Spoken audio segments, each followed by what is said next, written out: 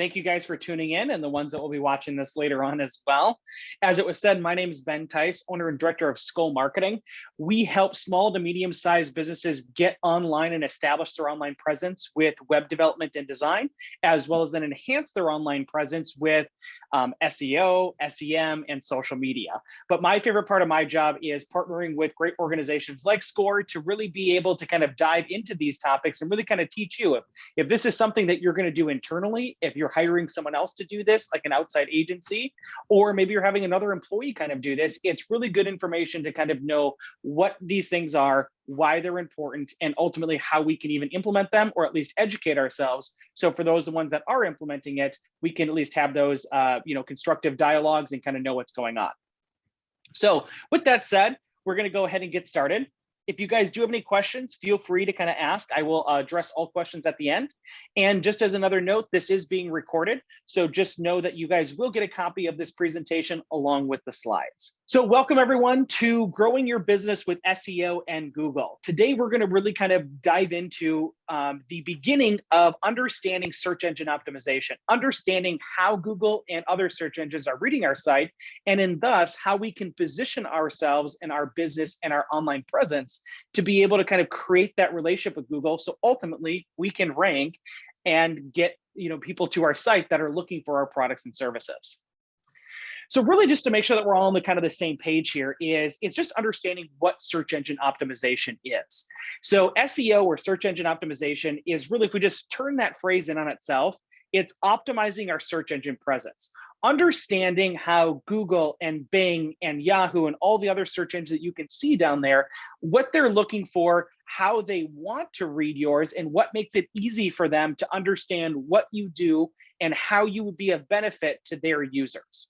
And ultimately, at the end of the day, what that really kind of means is how do we improve our ranking? And so today we're going to be talking about, we're going to spend a lot of time on content is king or key. And really, we're going to be talking about how the content on our site and how we construct our website, how that actually gets communicate to Google as well as other search engines. We'll talk a little bit about actually how being on social media can help with SEO. We're not going to talk about likes and how to get more engagement and stuff like that. That's reserved for another presentation we give. But really, how is social media related to SEO? We'll also get into, again, just mobile devices and how that has kind of changed the landscape over the past 5, 6, 7 years. And then we'll get into some Google tools and advertising. It is important, though, to understand that we are going to be focusing on Google today, but this is really going to have an adverse positive effect amongst all search engines out there. So what's really kind of nice is that a lot of search engines have essentially just, again, conceded that Google is the trailblazer and Google is going to kind of, has already done this, is really kind of laying the land for everyone. Now, again, they're going to be able to kind of fill in and they're going to, make little tweaks to their own, algorithms or their own user experience. But a lot of the core things that we're talking about, even though we're talking specifically about Google, and it's also going to have a positive impact on the others as well. The other reason, though, we are going to talk about Google, though, is most often, especially if we're talking about kind of Midwest or Minnesota specific businesses, a lot of times we're going to see anywhere from 85 to 95% market share. What that means is 85 to 95% of your search engine traffic most likely is going to be coming from Google. So that's a huge positive, and that's a huge impact of why we're going to be focusing on Google. But of course, even if it's 5, 10, 15% else out there, we want to be making sure that we're taking care of that as well.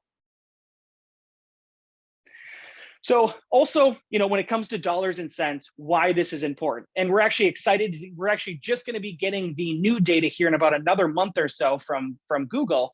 But going back to 2020, we can see that just Google search and advertising tools alone generated about $426 billion of economic activity. Why that's really important is, when I was giving these presentations over 10 years ago now, which is kind of crazy to say, is that we thought 80 billion was a big number, and it really was. But you can see over 10 years how that has really just exploded. And ultimately, our goal as a business owner, as a marketing manager, as someone that has a web presence is, of course, how do we get that number to benefit us? And so that's ultimately, the more we know, the more we can implement and the more we can benefit. One other quick thing before we really kind of start to dive into this is I like to just kind of piece, again, kind of take apart a Google search. And what's also kind of nice is these elements you're going to see on other search engines as well, but this is just using Google as an example.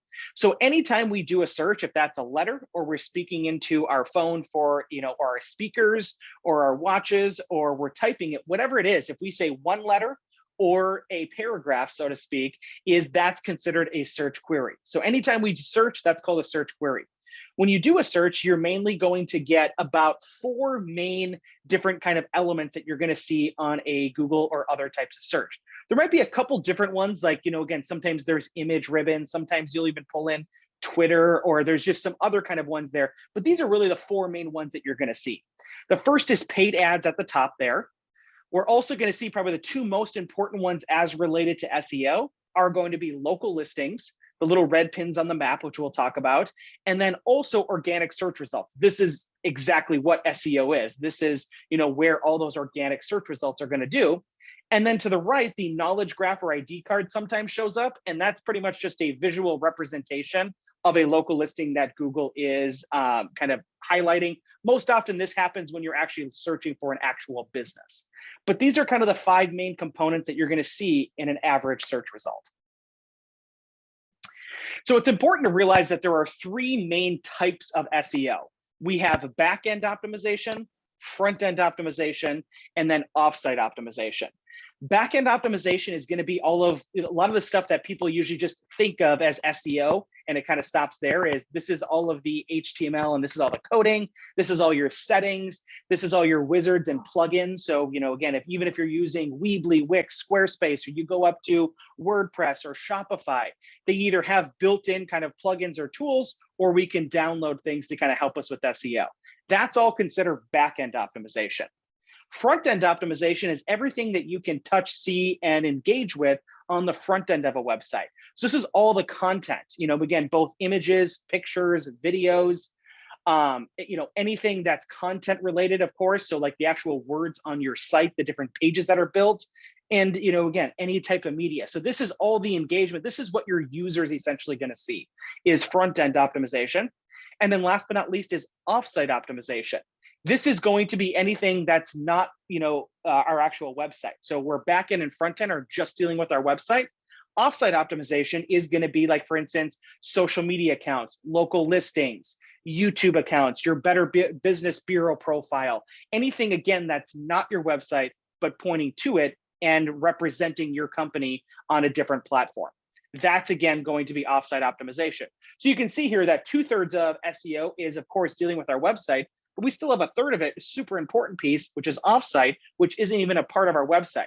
That's what we also like to say, enhance your online presence, because again, that ultimately is going to come back to our website, but we're dealing with a whole presence here, not just one single component like a website.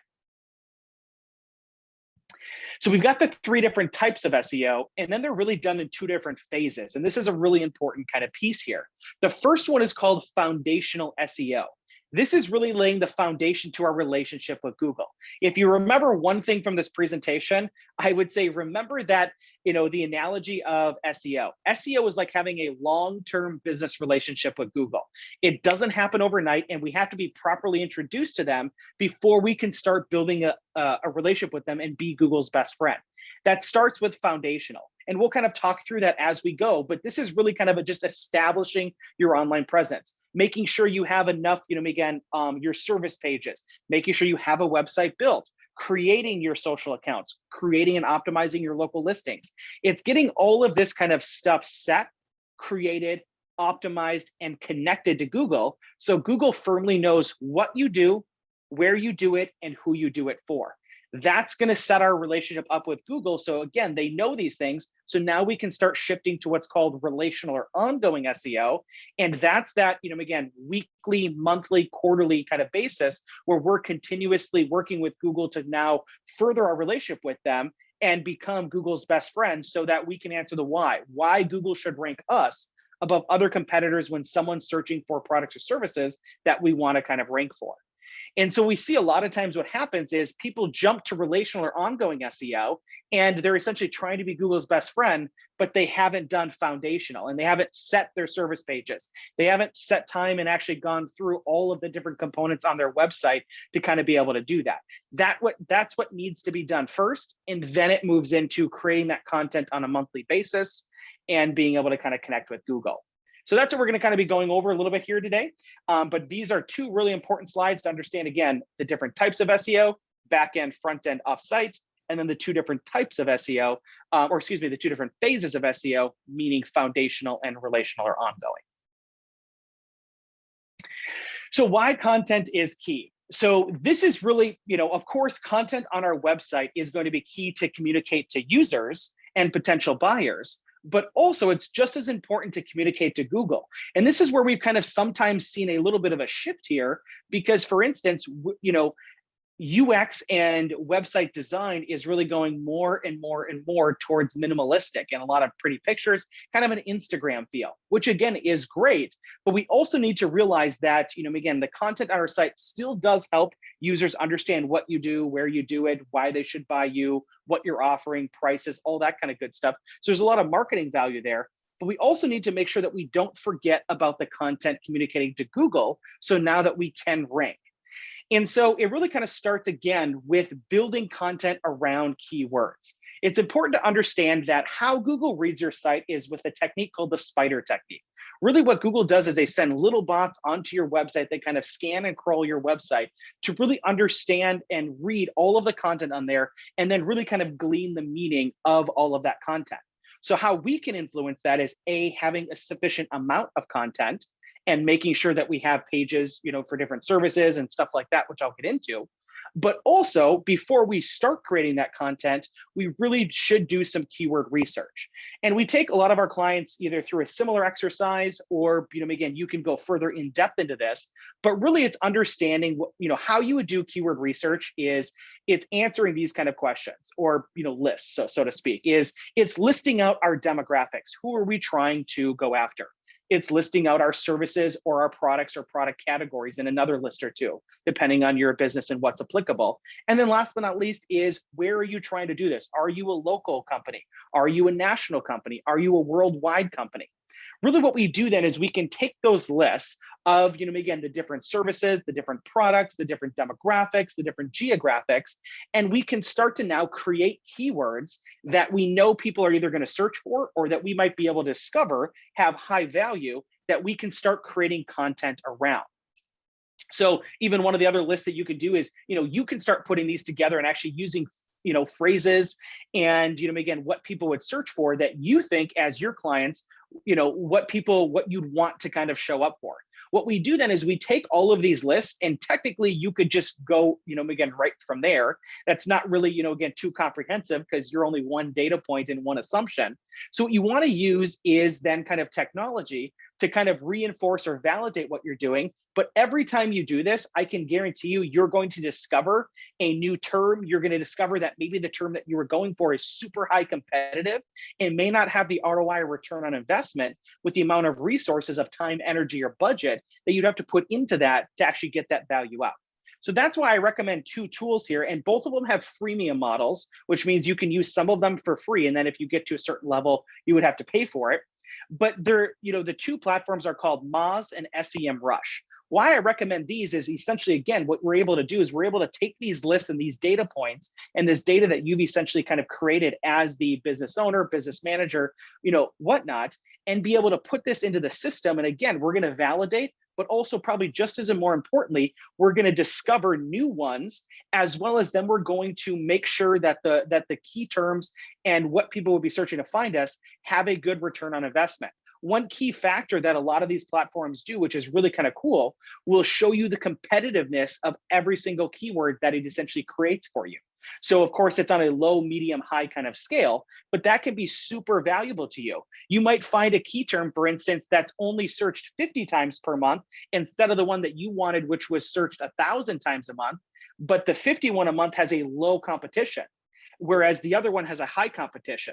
So you might, again, you might spin your wheels for 6, 8, 9, 10 months trying to get that high competition one. and you still may not be on the front page. Whereas, most likely with the low competition one, even though it's only searched 50 times, if maybe in a couple months to, again, 3-4 months, we could be number one or on the first page of there. So now every time those 50 people are searching, we're right there. That's where kind of the comprehensive kind of understanding and how we build out that keyword strategy comes in, but it really starts here.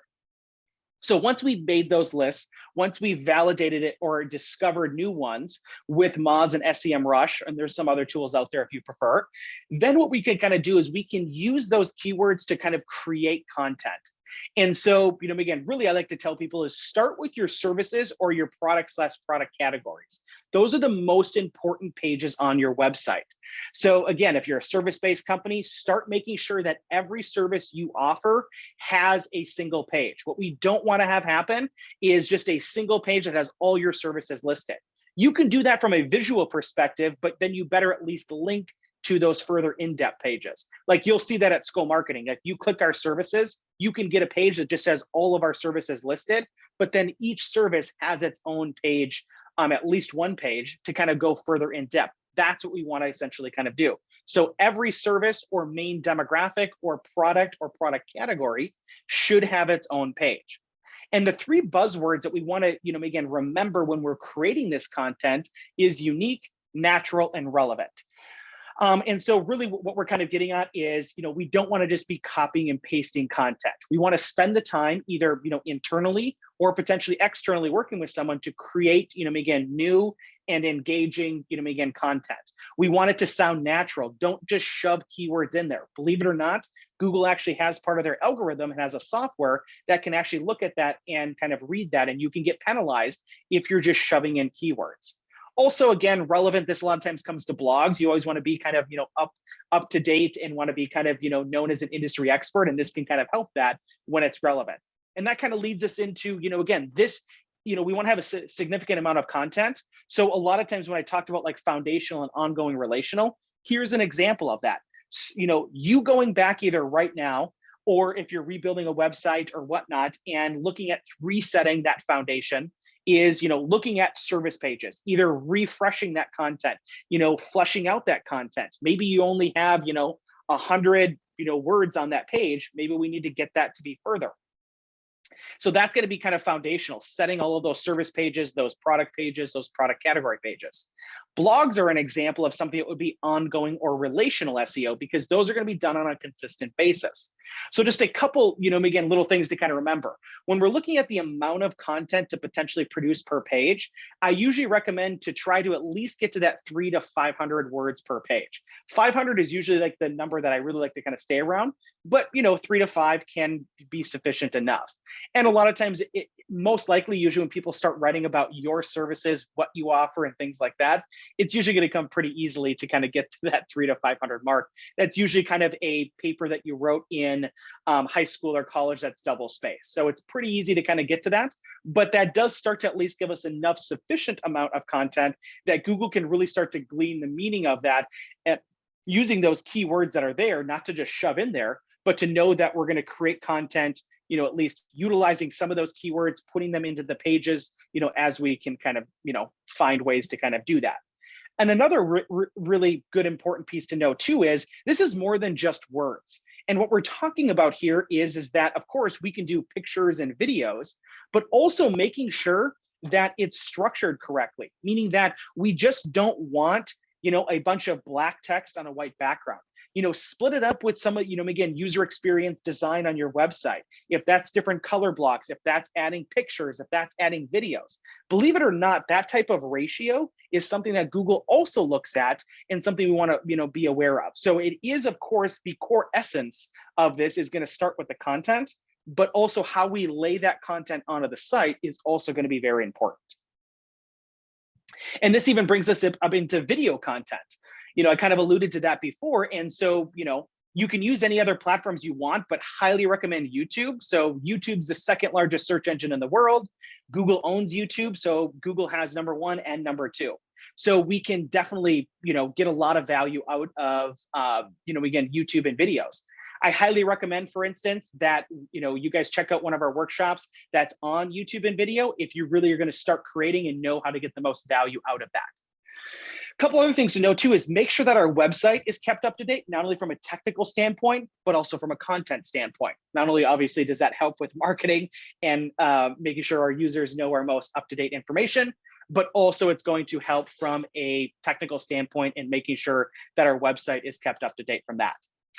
And I kind of alluded to also UX experience, but here's a big thing. This one isn't as direct or quantifiable as, like, for instance, making sure we have enough words on a page, making sure we're using the different keywords, and again, things like that. User experience is a little more arbitrary, but it's something that Google is spending a lot of time, effort, and money into, being able to essentially try to, calculate how can we calculate this person's website and how people are reacting or like it. And so usually, like, the best kind of rule of thumb that you can think about is, again, UX means user experience. How much are people enjoying being on your site? Would you like going to your site and scrolling through it and being able to do it? We also call something called user paths, meaning that there are most likely going to be different demographics that come to your site. And you want to make sure that you, of course, prioritize them, but that as those different people, different mindsets, different demographics, different geographics, as they come to their site, that there's a clear path to that they can find the information and they can do essentially what you want them to do. Is that purchase something? Is that to sign up for a demo? Is that to contact you? Whatever that may be. So you want to make sure that we're considering all demographics there. Now, again, of course, you might have to prioritize them because some might be prioritized over others and get more premium spots. Usually things that are higher up on a page and to the left, of course, are going to be higher priority. But it is important to just remember that there is this thing called UX or user experience that we need to kind of keep in mind as we're building sites, as we're redoing sites. And not only does it help, of course, with marketing, we want people to have a good time and represent our brand well, but it also does have an impact on SEO. The Hummingbird update came out years and years ago, but I like to still kind of talk about it because it's important to realize kind of sometimes how a Google search works right now. And what I mean by that is when you search something on Google, what essentially Google's doing is doing a mini search and trying to use different aspects of, like, what device you're on, any browser history if you're logged into a Google account, any other information that they have with kind of partners, geographics, all of that type of stuff. They're trying to use all that data to really understand what you mean by your, by your search. An example that I always give, if you guys can see my screen here, is I always like to kind of say, okay, guys, if I were to do an exercise and say, hey, everyone take out their Google search and search for this, it's just a TV remote. But my point being, though, is if I were just to say, hey, search for this, I can guarantee if we have 20 people in this room, we most likely at least are going to have 15, even if it's off by a letter or something like that, we're going to probably have 15 different ways that someone searched for the exact same thing. That's ultimately what Hummingbird is essentially trying to help with. So it really helps as marketers, as business owners, as, again, web presence or, website managers there to understand that Google essentially kind of has our back with that. Now, again, the more content we have and the more information we can give Google, the better they can kind of connect those things together. But that's ultimately the Hummingbird update, is that, yes, Google's using, the language that people are searching for, but it's actually more or less the meaning behind that search is what Google's trying to get after. So another thing to also remember too is an Ssl certificate. And this is just like the green padlock or sometimes the gray padlock that you'll see on sites. It's really just making sure that your website is HTTPS. The reason we do that is it's now essentially kind of a requirement by Google. Doesn't mean your website can't be accessed, but a lot of times, users might get a warning that says not secure. That's obviously not good from a marketing standpoint. Also, it can have a negative impact on your relationship with Google if we don't have an SSL. If you're curious if you have an SSL, again, just look at your website and see if you have a padlock there. If you don't, and you do see that there's something that says not secure, check wherever you host your website and they will have some SSL options for you. A lot of hosting grounds have free versions, while there are some paid versions out there as well. And the last thing to kind of remember as we're going through this process with SEO and specifically kind of content too, is it's a longer but stronger benefit. What we mean by this is SEO is less volatile than it used to be 5, 6, 7 years ago. Is that, you could kind of get to the top and then next day you'd be down and up and down. Is, again, this kind of goes back to SEO is a long-term business relationship with Google. So it might take us 3, 6, 9, 12 months to build that relationship up with Google, and you're always building it. And it, of course, depends on your competition and who else is already trying to create a relationship with Google, already has one. But once you get that relationship established, it's a much stronger type of relationship. And we don't necessarily always have to be worrying about the volatility of falling off and doing that, as long as we're continuously building a relationship up with them. But it is important to realize that, again, this isn't a silver bullet. This isn't a one-time thing, or just, again, we do one thing and we're set. If you do foundational SEO and don't do anything ongoing, a lot of times you'll see kind of an improvement, but then you'll just kind of plateau and you won't be furthering your relationship up with Google. It'll just kind of, again, be stagnant. So just important to kind of realize as you're starting to go down with this journey of SEO and ranking our websites. So we talked about YouTube, again, previously, just like to reiterate how important it is. It's a huge, not only marketing competitive advantage, again, some of the stats of how many views on YouTube happen per month, how many video plays, how many minutes we spend on YouTube is absolutely astronomical. But again, I think the biggest thing from a business perspective here is that I'd say one of the biggest stats that I would give you is that 2/3 of people prefer watching a video over reading content. So this could be a huge marketing opportunity for yourself that, either every service that's on your site, maybe every blog page that's on your site, you could essentially take that content and create that into a video. And there's different ways that we can essentially kind of do that. It's just realizing that you have a great marketing competitive advantage, but also YouTube's a fantastic SEO ground, and being able to take it, advantage of that and benefit your whole SEO presence. Absolutely, you have to consider videos. It's not even this, a bonus or anything anymore, and there still are a ton of companies that aren't doing this, but it's almost essentially has to be a necessity if you really want to take SEO seriously. Also, social media. Like I said, we're not really going to talk about here. It's just kind of one slide here to kind of talk about the impact of it on SEO. Again, if you want to know more about which platform is best for you, doing social ads, getting more followers, we have a couple other workshops for that. But this is really important to realize that sometimes there's a forgotten benefit about social media. And predominantly, again, Facebook, Twitter, and Pinterest are the 3 big ones that have really strong relationships up with Google. So as we start to post, as we start to build up our profiles on those sites, it really can benefit us from an SEO perspective, along with, of course, a marketing, a sales, a customer relations kind of benefit as well. You'll see Google Plus is listed there. That platform no longer exists in its original form, but there is a feature that came out of that still is around and connected to our Google My Business or Google Business Profiles is what it's called now, called Google Posts. So these are the 4, or 3.5 really kind of platforms that if you're taking advantage of, awesome, you may not realize you're actually getting an other benefit. And also, just because you don't see your platform here doesn't mean that you shouldn't be doing it or that it's on there. It's just saying these are the ones that have the most direct relationship up with Google and can benefit us the most from an SEO perspective. Another big one is, of course, mobile devices. This goes all the way back to 2015. Google really made, essentially said, hey, you have to have a mobile website to rank better, and started kind of rolling those out. So it's been a while. It's pretty rare that we find a website that's not mobile friendly these days, just because anything that you have rebuilt or have had rebuilt probably in the past, again, for sure, 3, 4, 5 years is all going to be responsive or mobile friendly kind of design. But it's important to understand, again, why that is. And some of the reasons for that is the first one is called mobile first indexing. Google just started actually doing this about 1.5 years ago, 2 years ago, where they've really started rolling out mobile first indexing. What that means is they've always wanted you to have a mobile website and pretty much made a requirement in 2015. But even at that point, what they were doing is they were reading your desktop version of your site first, and that being the main score and kind of the main relationship builder. Now it's actually the reverse. Google's actually reading your mobile site first, and that's the first indicator of how they're going to build a relationship up with you. So this is super important because a lot of times, as business owners or as marketing managers, again, and things like that, we can sometimes forget about our mobile presence because we're either building websites on our desktop or we're viewing them on our desktop and forgetting about the mobile experience. So we want to make sure that when we're doing this, that we're keeping that into consideration and that we're paying attention to those. So a few things that you can look to kind of, impact your mobile experience, not only for your users, but that Google likes to see, is accordions. So that's pretty much, the expandable type of content. So, you could have lists of your services on one page and someone could click a button and it could expand.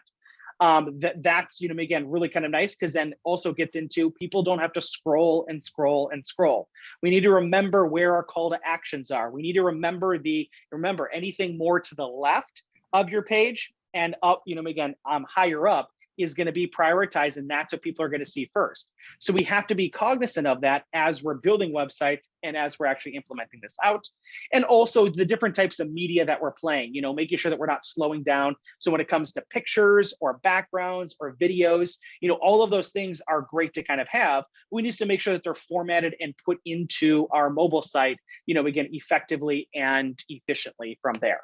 And as I've already said a couple of times, this is a required, type of field. So we need to make sure that we have our, our desktop site, but then we need to make sure that we have the mobile site just as well too. And those are just a couple of things you can either talk with your team about. Of course, we'd be more than happy to talk with you, or talk with your current marketing person of how you might be able to improve your mobile experience for your users and ultimately Google as well.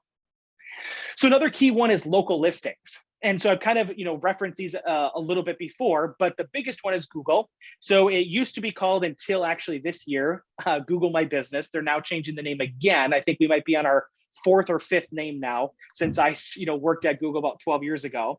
So it's now called Google Business Profile, but it's still really kind of the same kind of product. So instead of Google My Business, just Google Business Profile. And really what we're talking about here is it's the little red pins on the map. When someone's geographically looking for something, and Google, as you kind of saw the anatomy of a search engine when we looked at that at the beginning of the presentation, we can be represented there. The idea is if we take full advantage of all the things that Google and other search engines have for us, the idea is that we can be ranking more than once on a search result. We could be showing up in local listings. We could have 1 or 2 organic search results. We could have an ad. Now, again, someone's looking for you and you're showing up 3-4 times in different capacities, that of course is going to exponentially increase the opportunity that you're going to get selected. That's why all of this is just so important to understand, and then to kind of prepare for and then execute. So a lot of us, might use, Google Business Profile. Again, Bing has their own, Yelp. Those are usually the big 3, but there's a ton of other ones out there as well.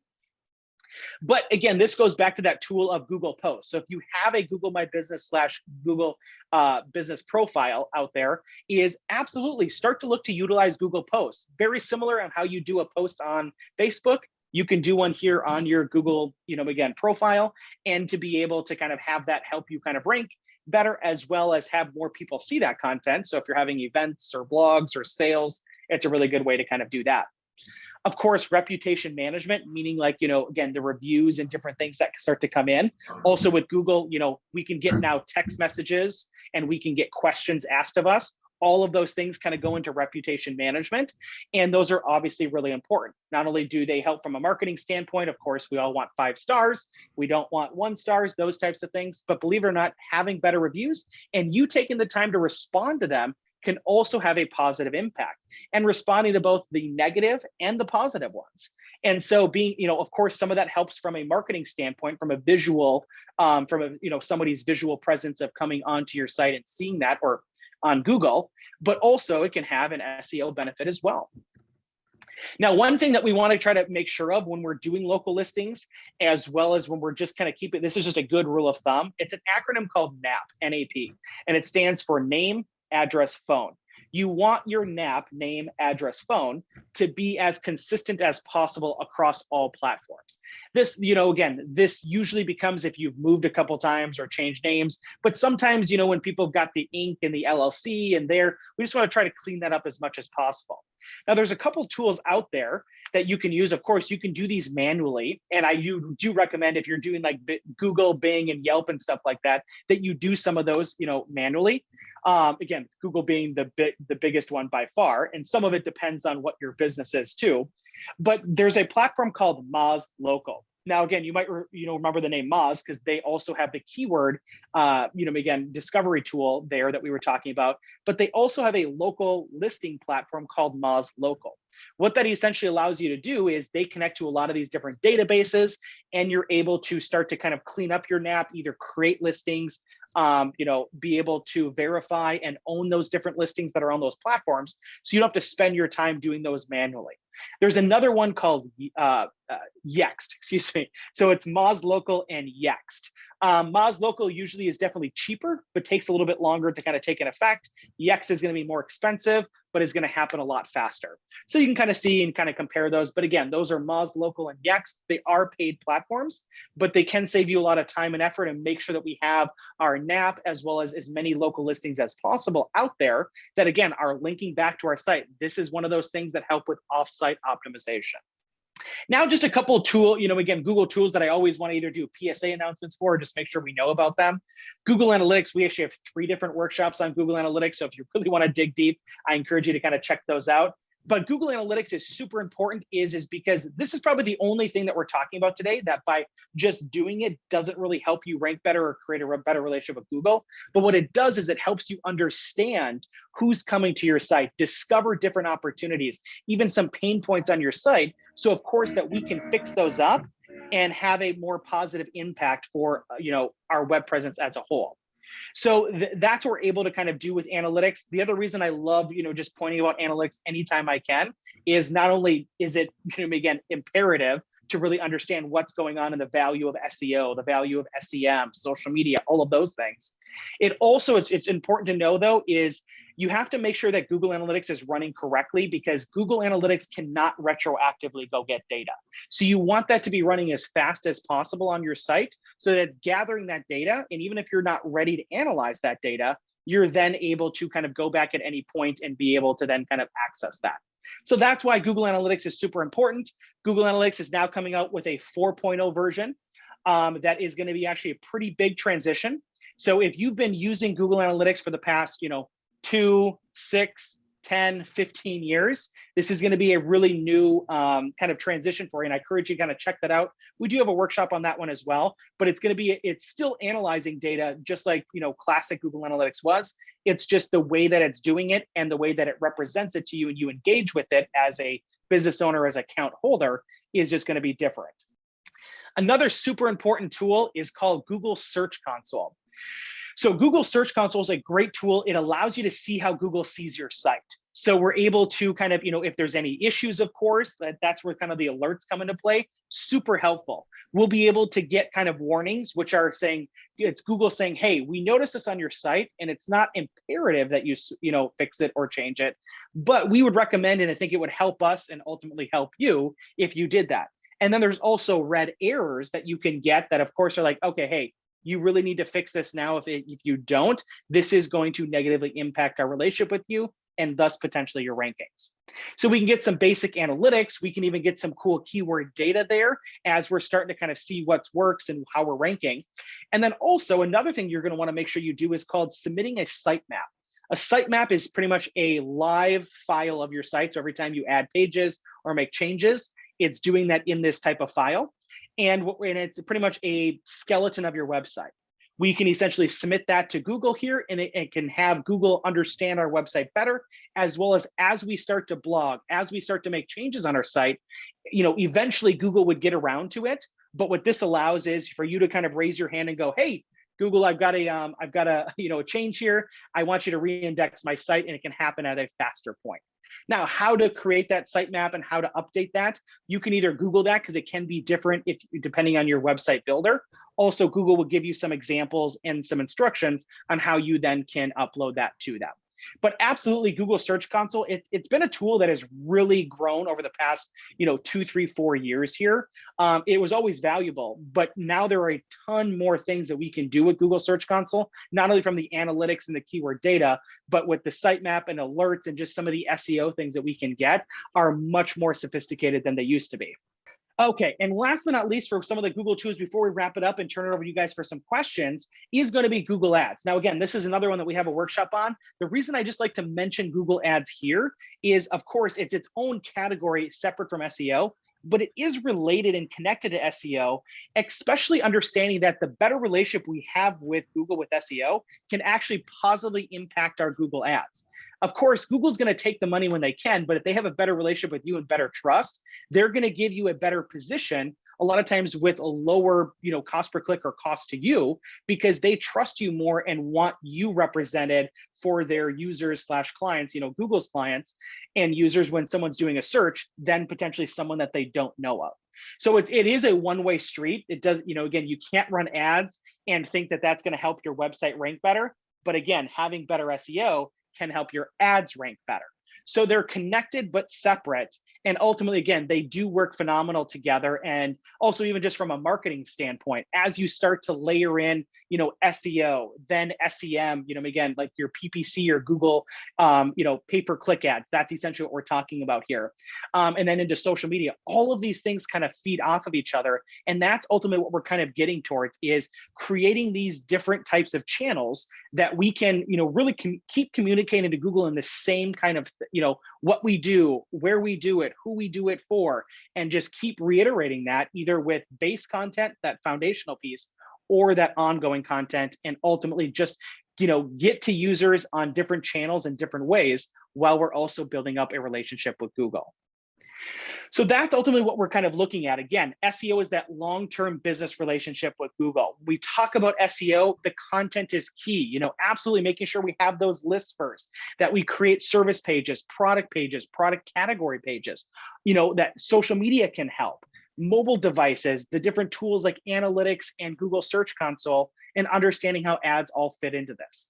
So this is really what we kind of have to look at, all of these different kind of components, all these different aspects that we can utilize to build a relationship up with Google. But, again, like what's kind of nice about this is, I know it can be a little overwhelming, but it's really kind of nice that we have different ways that we can keep communicating with Google. When we have different ways and more opportunities to do that, it breeds an opportunity for us to have a competitive advantage, because most often other clients aren't, other competitors of yours most likely aren't taking advantage of all these different channels that we can build a relationship up with Google. So with that said, I'd love to open it up to any questions that you guys may have. Feel free to, again, either chat them over or feel free to unmute yourself if you'd like to kind of speak. And I'd love to answer any ones that you guys have. Oh, I got one sent to me that says, okay, Ben, how do I set up a Google My Business or a Google Business profile? So absolutely, you want to make sure that everyone has one of those. As long as you're not an online business, I should kind of clarify there. But really, you would just go to google.com/business and it will walk you through on how to get started. And you may already have a local listing out there. Sometimes that does happen because Google does scrape information across the internet. But then you're able to verify that, and you're able to upload your own pictures, your own descriptions, all of those kind of fun things. But you would do that at google.com/business. So I have another question from Monica that says, how do you connect your website to Facebook, Pinterest, etc., so the SEO ties are built between them?